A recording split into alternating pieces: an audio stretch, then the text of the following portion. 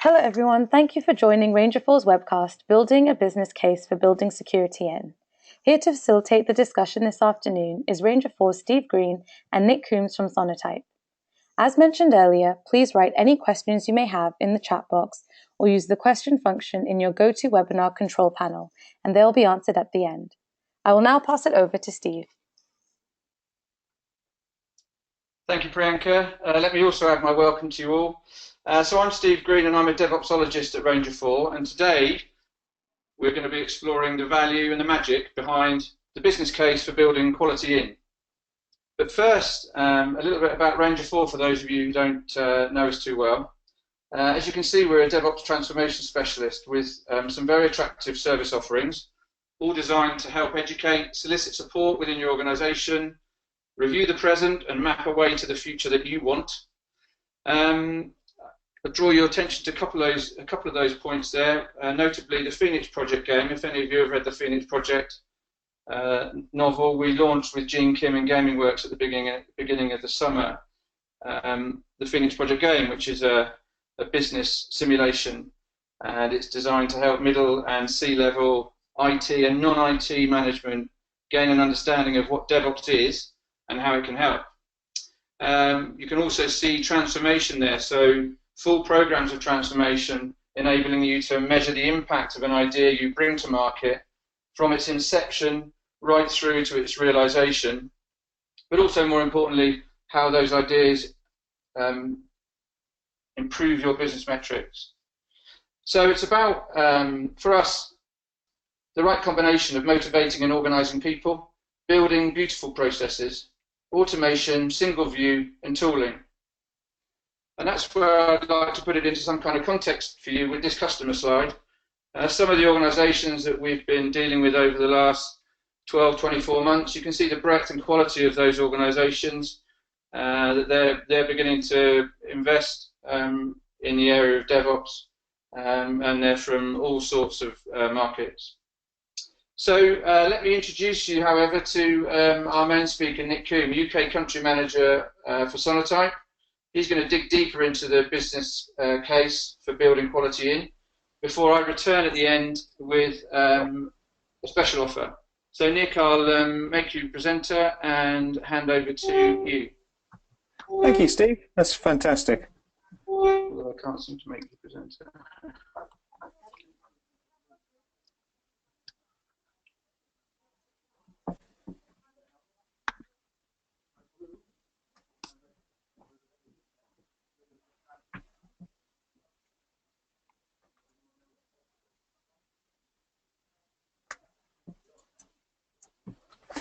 That's fantastic, Steve. Thank you. Hopefully you can all see my screen now.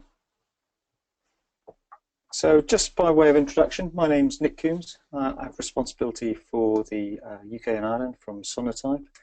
The way we've developed software has changed, certainly from when I was a lot younger. We've stopped writing software from scratch.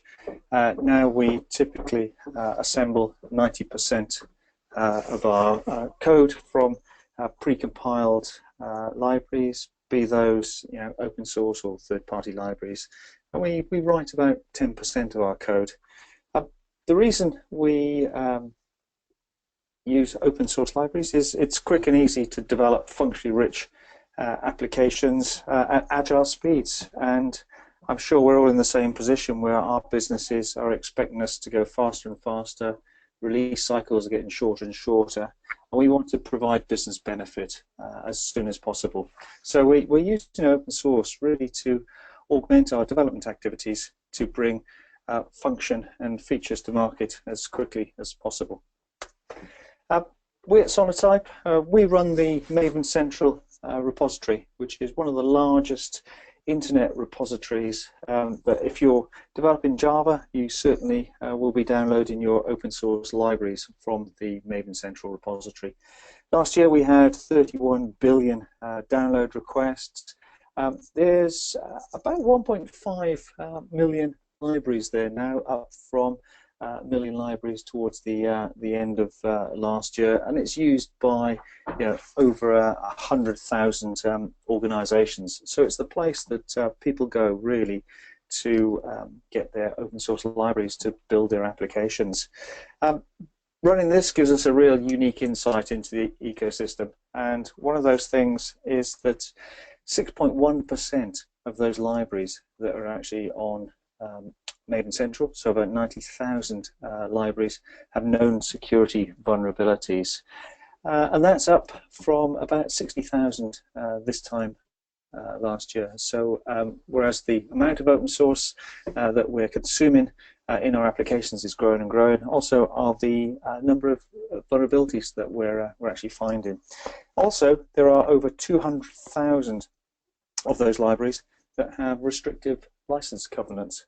So this is a GPL license obligations that mean that if you're hosting or distributing your application, that you might have to give away your software. Certainly, if you're an open source project, that's absolutely fine. That's what you're here to do. If you're a commercial organization, you absolutely do not want to give away your intellectual property and your source. So it's something that a lot of our organizations are certainly focused on very, very heavily.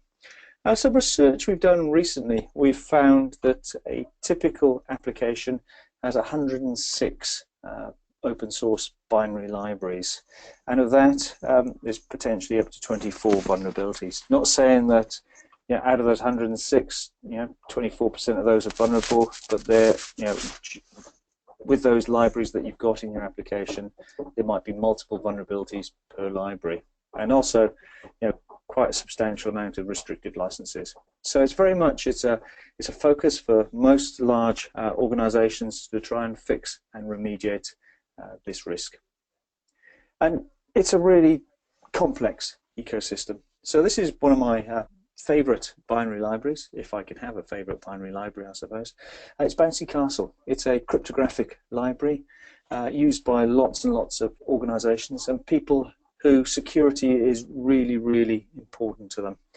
2007, it went bad with exploitability of 10.0 using the CVSS score. CVSS score is 0 to 10, 10 being fully exploitable. To put some context around this, Heartbleed was a 5. So this was pretty serious. And in those 9 years since then, there's been over 11,000 organizations that downloaded a fully exploitable security cryptographic library.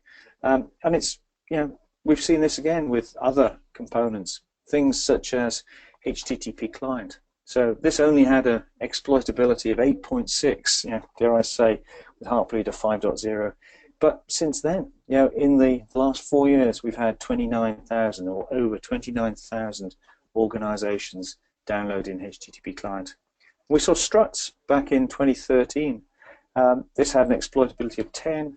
You might have noticed that during the summer of 2013, quite a few banks went offline momentarily. Just a strange coincidence, but Struts, over 4,000 organizations have still carried on downloading something that's got an exploitability index of 10. And it's not because developers purposely download libraries with known vulnerabilities. It's just a really, really hard subject to try and understand and try and find out information about those libraries.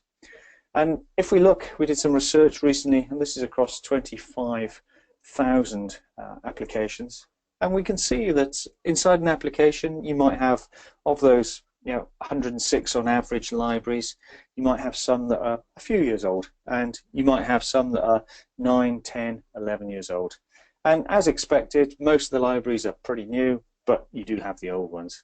But as it can be seen from the red line there, the newer libraries, 4 or 5% known vulnerabilities. As we get older, we're getting into the 10, 11, 12, 13% of those libraries are vulnerable. And this is what you expect, I suppose, because the older a open source library is, the more people have looked at it, potentially the more people have been able to find vulnerabilities with that library. But the really surprising chart is the one on the right, and this is looking at the age of components in your applications and whether they're on the latest version or not. So as you can expect, really, those libraries that are a few years old, perhaps 6 months, 12 months, you might be on the latest version. But as you go out to 8, 9, 10, 11 years, we can see that 15, 20, 22% of those libraries are on the latest version. And because they're old, they have a higher probability that they'll have security vulnerabilities. So what that really means in practical terms is that if you've got one of these libraries in your application and a vulnerability is found, you might not have any route forward. So it's really, really important to actually mitigate that risk as soon as you can. And can you imagine, if we look at the manufacturing industry, what Toyota's done with Edwards Demings and lean and the manufacturing processes and a real focus on quality. The car industry absolutely knows what parts go into each of its cars, keeps an inventory of all the parts, understands the heritage, understands the quality. Can you imagine if we built cars the same way we build software today? No one would ever buy a car, So it's very much, we believe that if we can apply those proven techniques which we use to build cars and manufacture and automotive type products, we can build better quality software, and better quality software must absolutely be good for us. So we believe that there's a fresh approach, and you should be able to identify risks early in your software development lifecycle. So ideally, when the developer is choosing to use a specific open source library, they choose one which is, if you believe Gartner say that it's 30 times more cost effective to fix a problem when it's in development than when it's in production. Now, is that 30? Is it 20? Is it 40? Absolutely, I think everyone agrees that it's certainly an order of magnitude. It's really complex, as we saw from people that are using libraries such as Bouncy Castle and fully vulnerable versions of a cryptographic library. It's a really complex task. So we need to allow machines to understand. We need to write policies. So it's not having manual processes that are going to slow us down. Our businesses are asking us to release faster and faster and faster. So we need to absolutely automate as much as we can. But it's not about single applications, because most corporates don't have a single application. You have many hundreds or thousands of applications, and you need to manage that risk across the whole application portfolio. And obviously, what's good today might be bad tomorrow. We saw struts in the middle of July 2013 became bad overnight with an exploitability of 10. So we need to continuously monitor for new risks, and this is what we do in conjunction with Ranger4. This is what we do at Sonatype. So we absolutely believe that you should shift left and integrate your risk mitigation tools around usage of open source binary libraries early into your software development lifecycle process. So this looks like most organizations, your organizations. You have developers. Those developers are creating code, checking them into a source code control system such as a GitHub or a Git.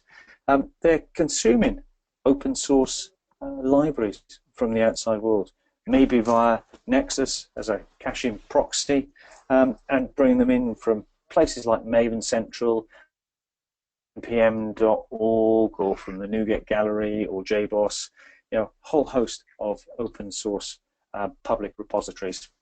Then once developers writing some code, then goes into a build stage. So you might be using CI tools such as Jenkins or Bamboo to build, and what you build might actually be some private libraries or some snapshot releases that go back into your repository. or you might be packaging it up as a EAR or a WAR from a Java perspective and building your production application. Hopefully you'll all see that that's pretty much your organization. So where does our Nexus lifecycle solution fit in? So we have Nexus IQ Server, which is really the brains of the solution. So Nexus Lifecycle is a combination of the IQ Server brains and various different plugins to all your SDLC and DevOps tooling. The server links to our hosted metadata services. So at a high level, we'll scan your applications, tell you what open source is inside them. But what we're actually doing is fingerprinting those libraries. And it's those fingerprints that go to our hosted metadata service. None of your source code or your intellectual property leaves the organization. It's purely fingerprints. And we have a research team that research security vulnerabilities. So if there's a disclosure on the National Vulnerability Database, or if a project is using Git and checking in a new release because there's a security vulnerability, or various other sources, the research team research into those vulnerabilities, because we're very, very precise in what we do, and we want to get down to the root cause. I'll give you an example of that. JBoss, this was 18 or so months ago, they had a vulnerability, and they did absolutely the right thing and disclosed they had a vulnerability and released a patch at the same time.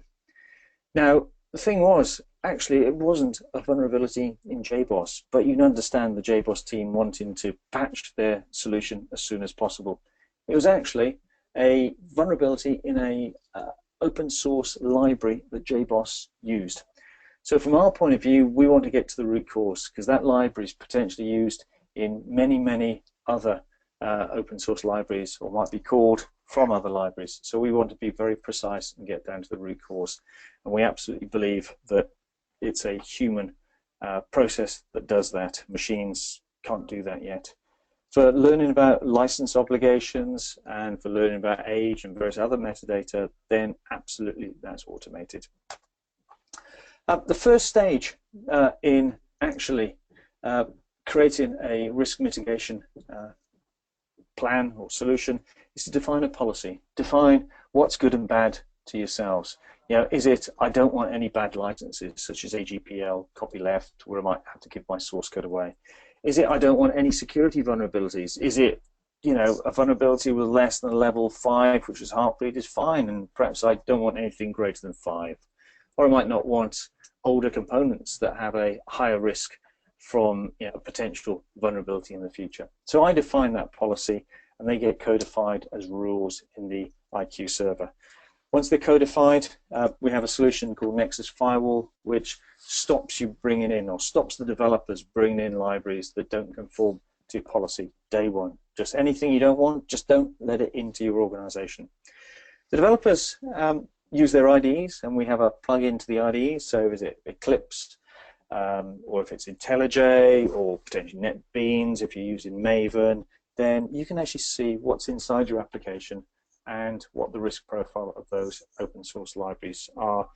And if it fails your policy, we will also suggest alternate versions that actually potentially satisfy your policy.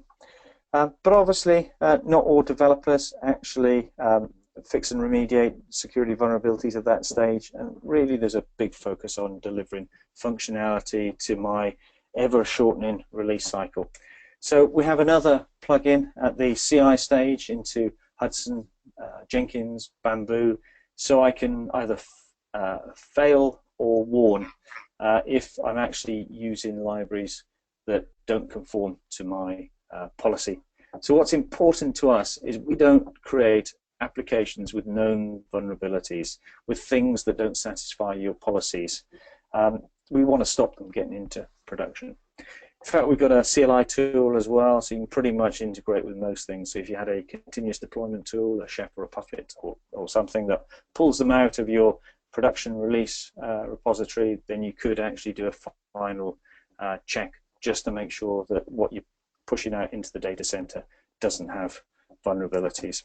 And once we've done that, this has been very application contextual, but once that is done, we can then report across all your applications across your environments. Metrics, are the amount of vulnerabilities, is it growing, is it shrinking, what's the backlog? Integrating with Sonatype, so we focus on binary libraries, open source binary libraries and your closed source binary libraries. Sonatype concentrates on code quality for your static, so for that 10% of your written from scratch software.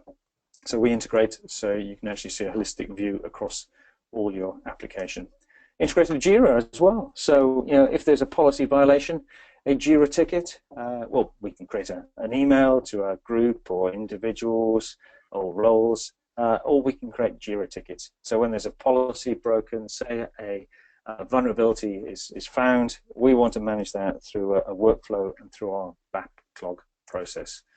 And obviously then, like all good DevOps tools, we have a rich REST API that allows us to pretty much programmatically integrate with most tools, or pretty much all modern tools that have access and breakout to the command line. And obviously, continuously assess for new vulnerabilities. So every night the system rechecks that what's in your application is still good, comparing it to your policies. So just at a high level, just looking through what's the business case for building security in. So if I can shift left, Gartner told us that you can potentially lower your costs to fix in development. It's 30 times lower to fix it in development than when it's in production. Manual processes, you could actually manually do this rather than having an automated machine doing it for you. We found this is from a banking customer of ours in the continent, in the Netherlands.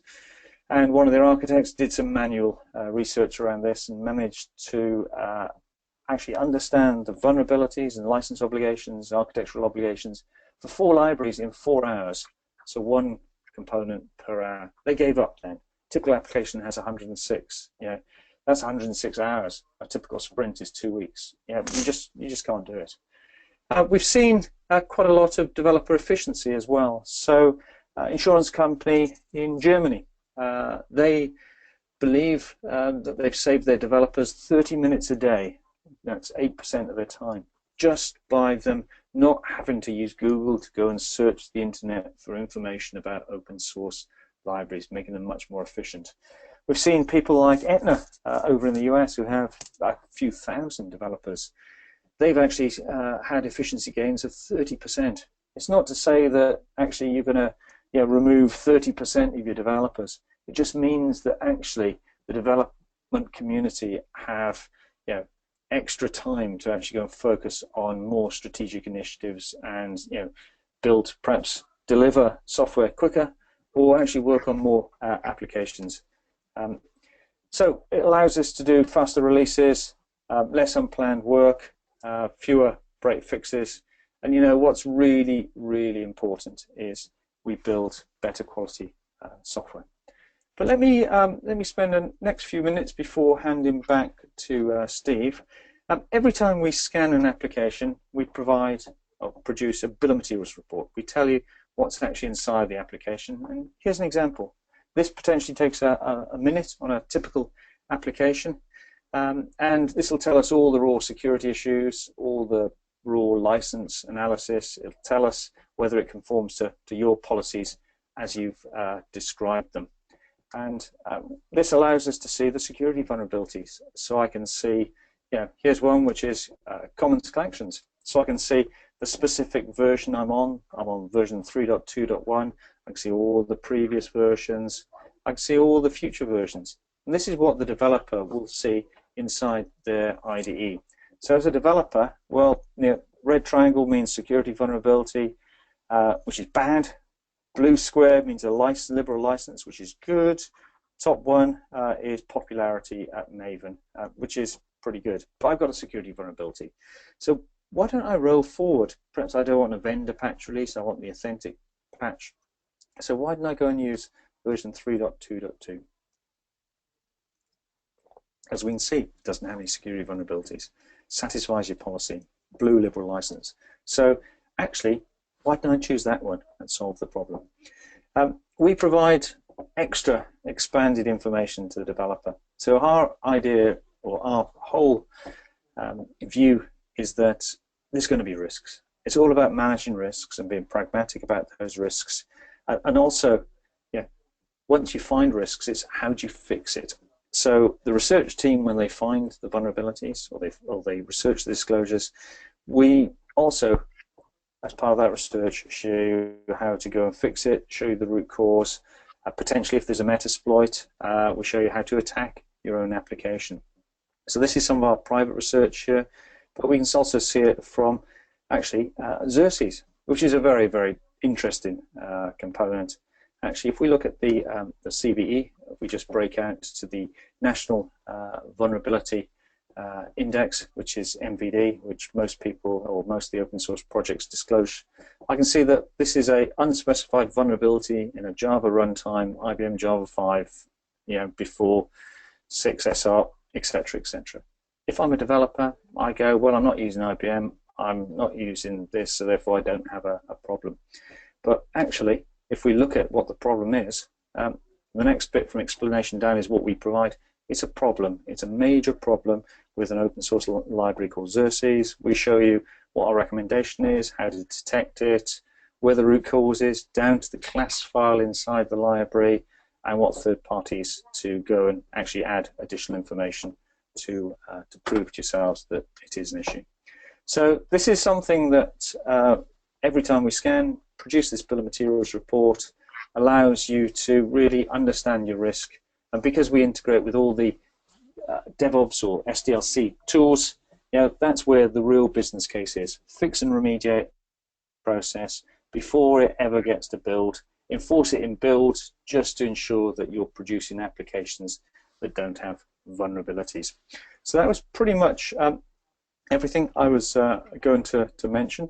So let me pass back to Steve, and thank you for listening. Okay, thanks, Nick. So we often talk about shifting left, and we shift left because we always consider the pipeline, or whatever you want to call this process, a kind of a linear journey. I often now talk about the DevOps loop. So it's a bit difficult to shift left in a loop because you just go around in circles, which is why we now talk about building quality in at every stage. So if we want to achieve the benefits that Nick's talked about, 30 times lower cost, 30% time extra to be fantastic, the fix and remediate benefits, then we want to build quality in, and we want to build it into that DevOps loop, and that's really where Ranger4 and Sonatype are pretty compelling proposition. But to make us even more irresistible for you, we've got this offer that we want to extend to you, that we'll come and see you. We'll run a free assessment on up to 3 of your applications so that you can see exactly how it's going to work in your organization. It will involve, obviously, 1 day consultancy at no charge, and you'll end up with a report that hopefully, when we've taken you through it, will help you solicit support or opinion in your organization. So that's something which we want to kind of end with before we move on to questions. I'd like to add my thanks for your time, and I'll hand back to Priyanka, who can manage some of the questions. Yeah, thanks, Steve. So we do have a few questions. The first one, can I run this as a managed service? Want me to take that, Steve? Well, yeah, because speaking about this, I guess the long and the short of it is the answer is yes. In terms of detail, Nick, I'll let you commit your resources. Yeah, no, absolutely. So we're Sonatype. We're obviously a software vendor.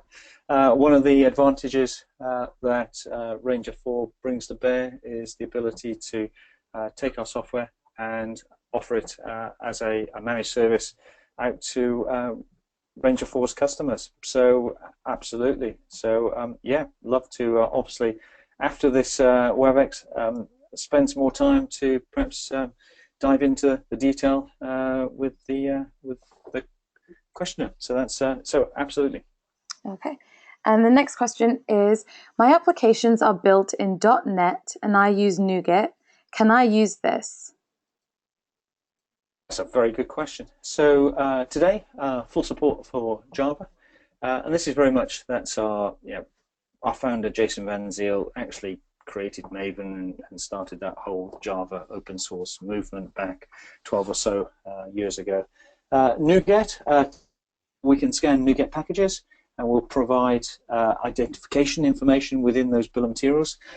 It's about to get massively enhanced with additional metadata around security vulnerabilities and license obligations.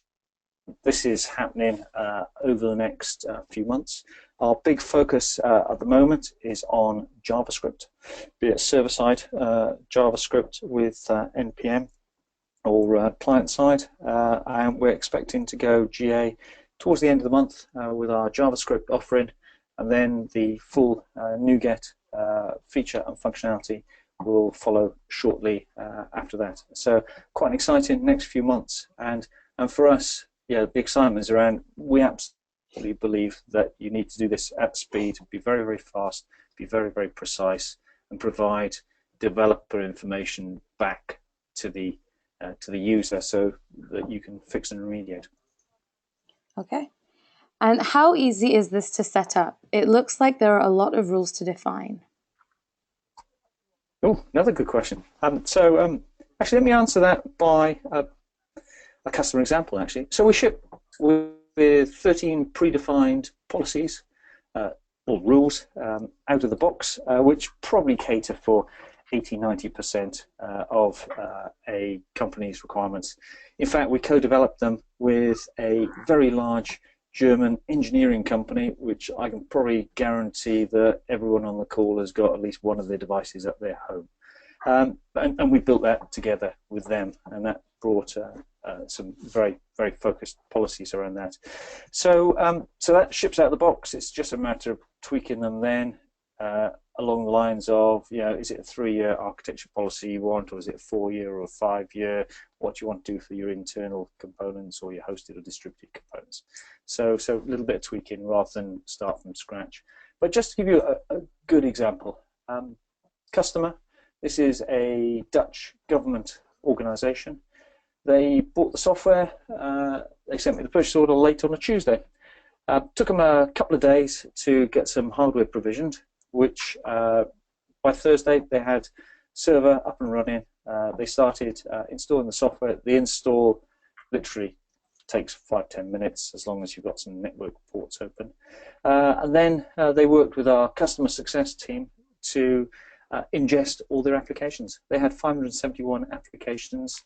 They were inside a Nexus repository. So they worked with our customer success folks to automatically ingest all those applications, scan, fingerprint them, get them into the system, because they wanted to understand what their risk was across all their applications as quickly as possible. So they got them into our solution, and then we have a dashboard view which looks across everything holistically. So then they can understand where's the most risk, from a, what's my most riskiest binary library, or actually what's my application that's got the most risk, because like most organizations, they don't have or absolutely don't have unlimited development resource, so they needed to work out where they start. So they're up and running within days, if not hours, depends on how many applications you have. Our largest customer in London at the moment has 8,000 applications inside a single Nexus IQ server. So very straightforward to actually get it up and running, and people can see the value really, really quickly. Okay, great. And our last question, how quickly can we start seeing this product and seeing value in it? Well, I'm free at 4 o'clock if anyone wants to sort of go to the next stage. So very much, we'd love to do some follow-up around the free consultancy. It's an offer for people, and I know you're going to tell us a little bit more about that, Priyanka, in a moment. But use our free consulting offering to get you up and running. And if you have an existing, I suppose, project or issue that you want to resolve, we can be pretty much up and running within days, if not hours. Okay, sounds good. Well, that's all for the questions. Thank you, Steve, and thank you, Nick, for joining us. A follow-up email will be sent where you can choose which week in September you'd like to organize your free consultation and scan. We will then send you a link to today's slides and recordings.